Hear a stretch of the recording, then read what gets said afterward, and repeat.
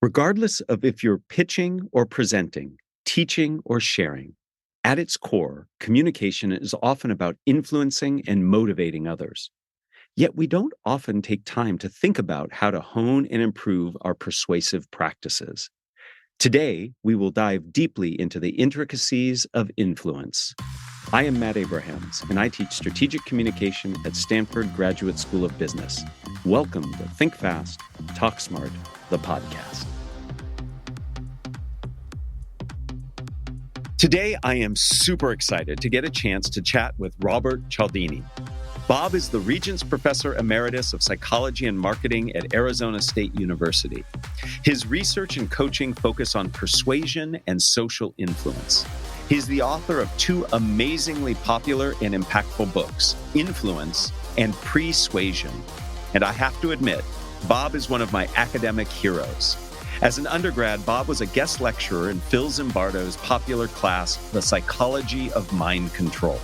And after hearing Bob's lecture, I chose a graduate school program where I could do research into social influence. Welcome, Bob, and thanks for pointing me to a field of study that I have continued to be fascinated by. Well, I'm looking forward to our interaction, Matt, and look forward to spending some time with you and your listeners. Great. Let's jump right in. To get started, can you define and distinguish between persuasion and what you call pre-suasion? And what role does attention and motivation play in these concepts? Oh, good question. Let's start with motivation first, which is the functional component of persuasion.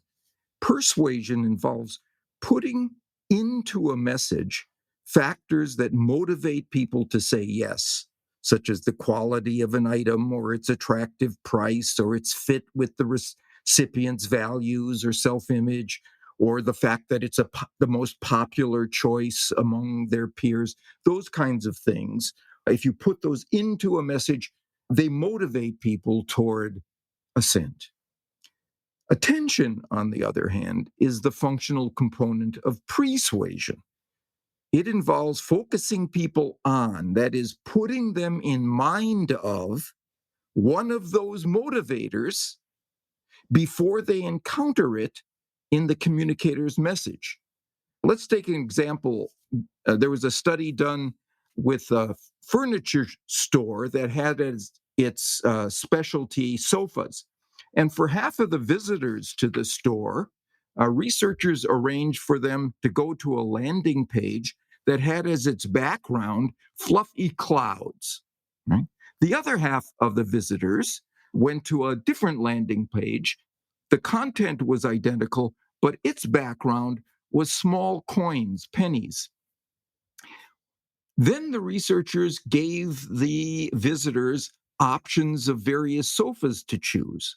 What they found was that those who encountered fluffy clouds were more likely to choose for purchase comfortable furniture, whereas those who were exposed to pennies were more likely to prefer for purchase inexpensive furniture. So whichever motivator of behavior, in this case, quality or price, was made salient, was brought to consciousness before they ever encountered the requests to choose one or another of the kinds of sofas, directed the visitors to the one that was high in consciousness, was most accessible to them at the time. And there's an interesting mediator of all of this, and that is that not only did these visitors choose more high quality furniture or less expensive furniture, depending on which landing page they saw, those people who saw clouds rated comfort as more important to them in deciding what to choose in a sofa, whereas those who saw the pennies rated cost as more important to them in their decisions. This is absolutely fascinating to me. So what you can do in advance of actually even issuing your message can influence people by managing their attention. In some ways, it's priming and framing, isn't it? It is.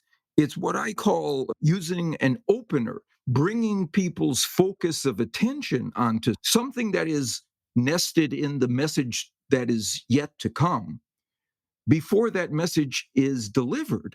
So they have been readied for the concept.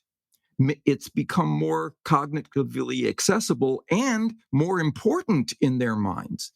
Here's an example that reinforced this idea. There was a study of a wine shop in which the proprietor played either German or French music on the music system as visitors came in.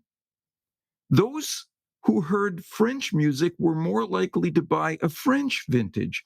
Those who heard German music were more likely to buy a bottle of German wine.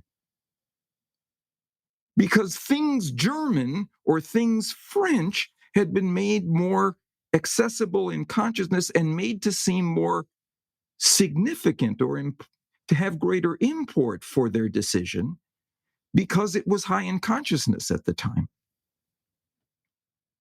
This, to me, really expands what we as communicators should be thinking about when we are crafting our influential messages. So I'm thinking things like the room in which we speak, how we organize it, the images we put on the slides that we might use. Are these the sort of things you're thinking about that can really influence people before the messages arrive? Exactly. Let's say you have a meeting of people who are on your team and you're trying to break through with a problem that has just resisted your attempts to solve it. You need to think broadly about it. You need to think expansively about this topic rather than stay located in the frames of the approach you were taking. It turns out if you go into a room with high ceilings and big windows, that expanse of the environment causes people to think more expansively and creatively. That's great. Yeah. I wonder, now that we're all virtual, or many of us are still virtual, if the background image we put behind us might be influential. I think there's just so many things that we could play with now, and you've opened up a sandbox here that we can be thinking about these things. Yeah. Wonderful. That's great. Persuasion is really, really fascinating to me, and I appreciate you illuminating that for us. You know, I shared that you had a big impact on my choice when I went to graduate school, but my interest in persuasion actually started when I was a young boy. I vividly remember my father reading a newspaper back in the day when people actually read newspapers in paper, and he was laughing from behind the paper. And I asked him what he was laughing at, and he showed me a comic strip. And in the comic strip, there was a picture of a father with his arm around his son, pointing at a store that the father clearly owned. And across the store was the sign, "Going out of business sale." And the caption read, "Someday, son, this will all be yours." And I was befuddled. I didn't understand why my father found that so funny. And he explained it to me that the store was perpetually going out of business, that it was a marketing ploy to get people to come in.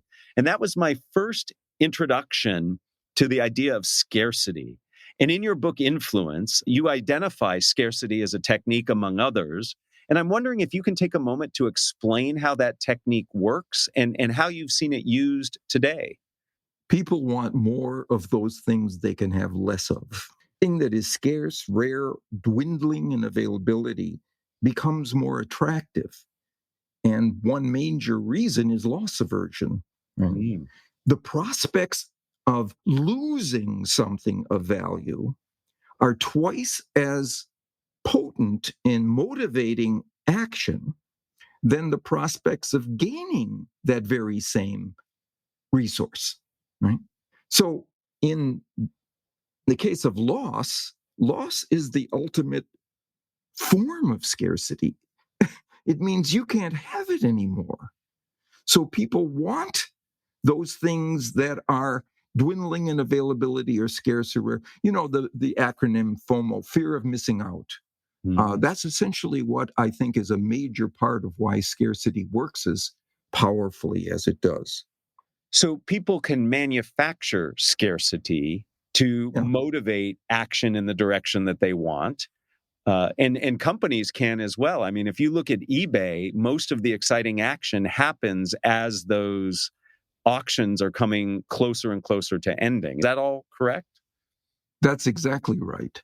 In addition to scarcity, you highlight 6 other principles of persuasion: reciprocation, commitment and consistency, social proof, liking, authority, and unity. And we'll provide some links in our show notes to help everybody explore those in more detail. But I'd like to ask you to talk more about unity, which is the newest of your principles, and one that I think is particularly salient in our current cultural and political climate. What is the unity principle, and how does it work exactly? People say yes to you if you can show them that you share with them an important personal or social identity. That is, that you're a member of one of their we groups, the groups that they use the term we to describe or to characterize. In other words, that you're not just like them, that is similar, but you're of them. You're one of them. And in the boundaries of those we groups, all resistance to influence declines. Let me give you an example. There was a study done on a university campus. Researchers took a young woman who was about college age, dressed like a college student, asked her to set up a table for the United Way on a heavily trafficked area of campus and request people who were walking by to donate to the United Way. And because she looked similar to them, she was getting some contributions.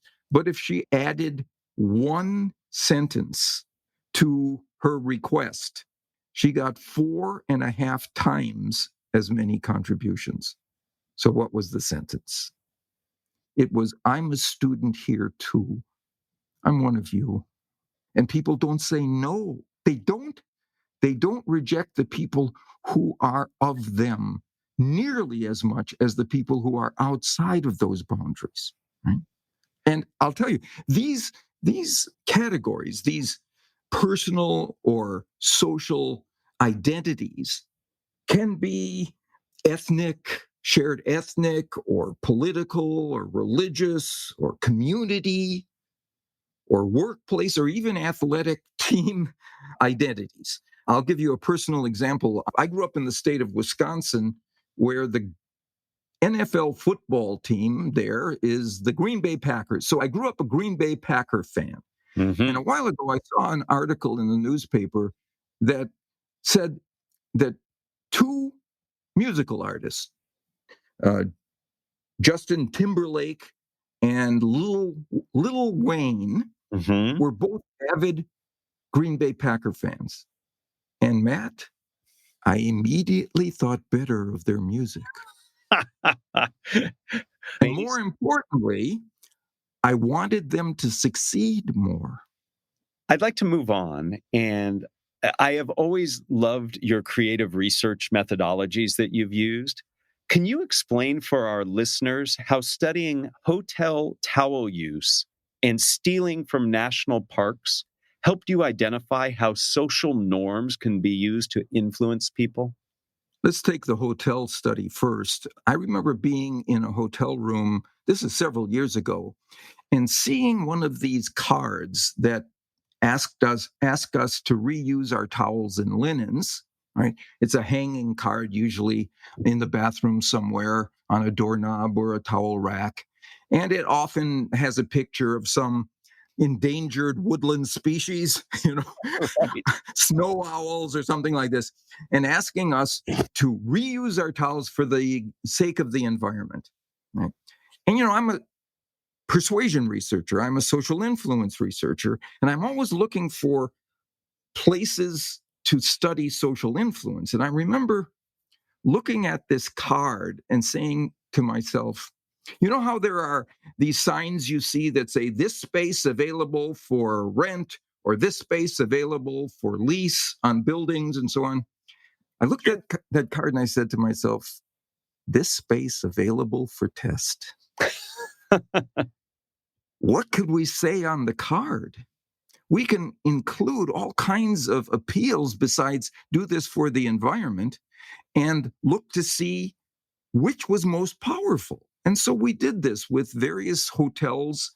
We had the cooperation of the managers, and we went into hotel rooms and randomly assigned various kinds of cards that were the same except for the recommendation. Please do this for, all right? And the environment was one.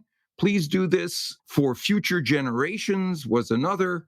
But the one that made the most difference was the majority of guests who stay in this hotel have reused their towels.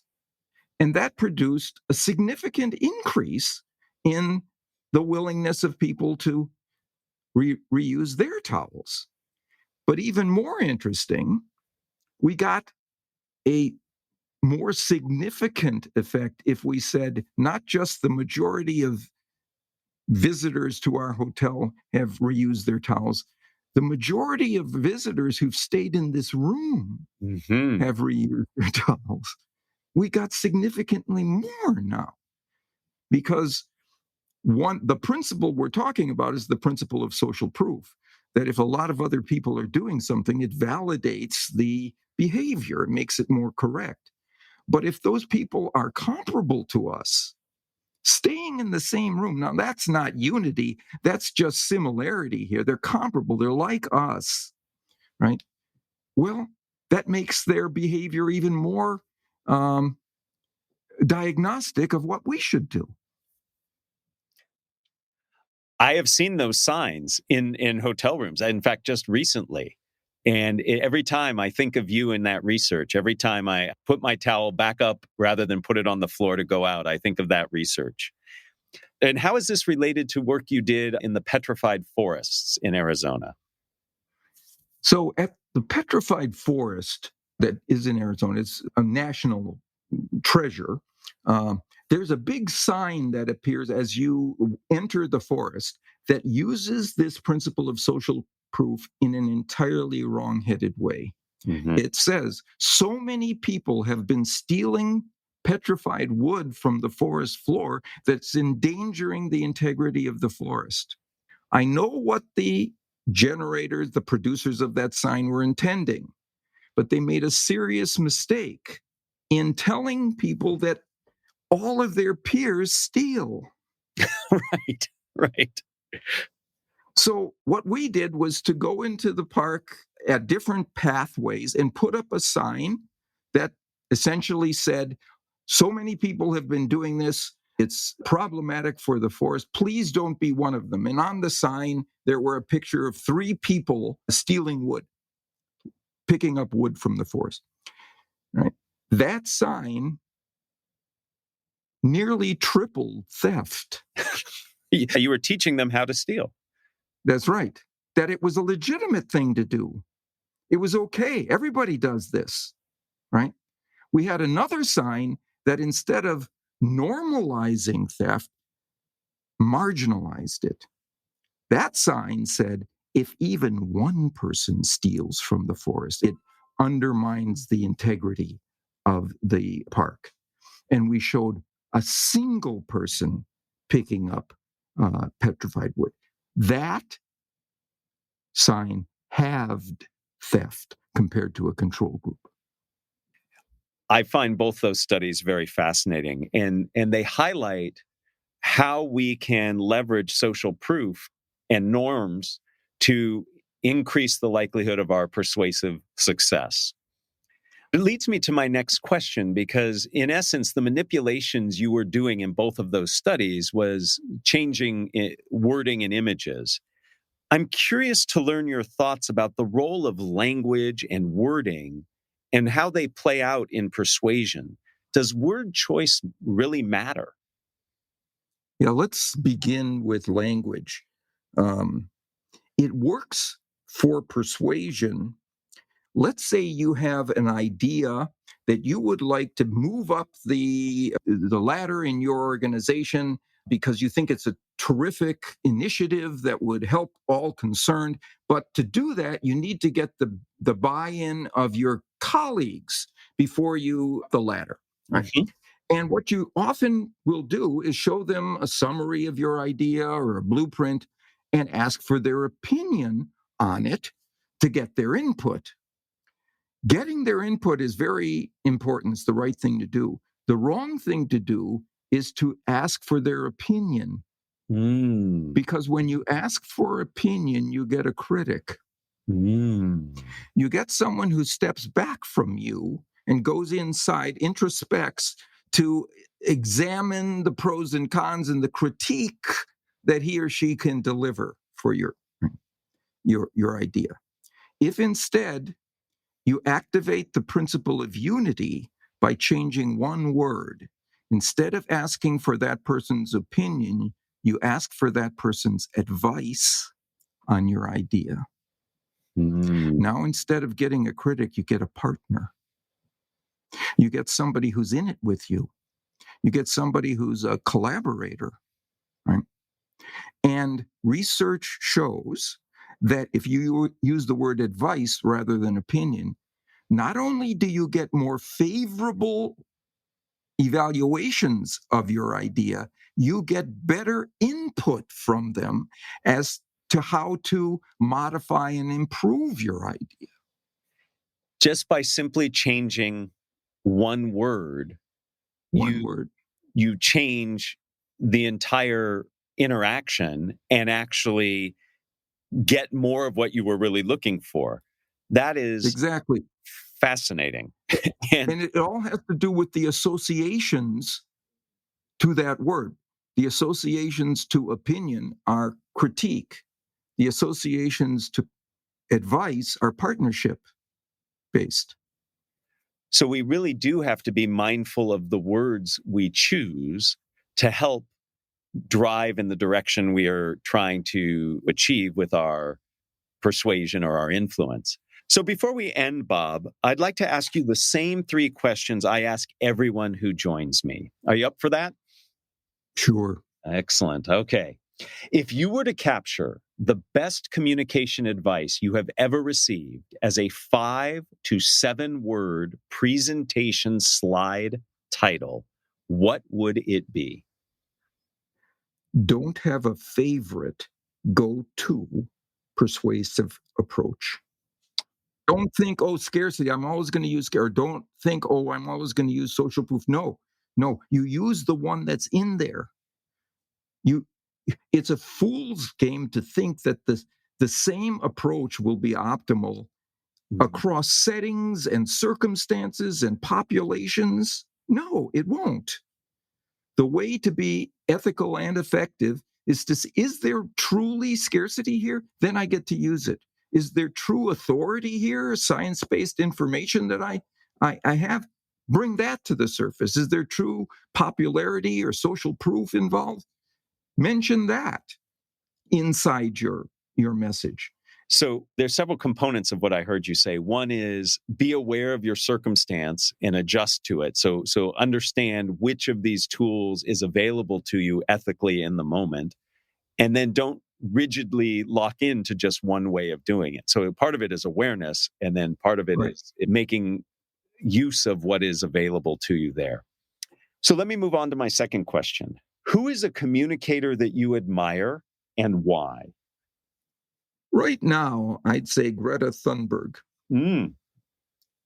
She's overcome certain cognitive and affective abnormalities, Asperger's, depression, to become a powerful communicator for the environment.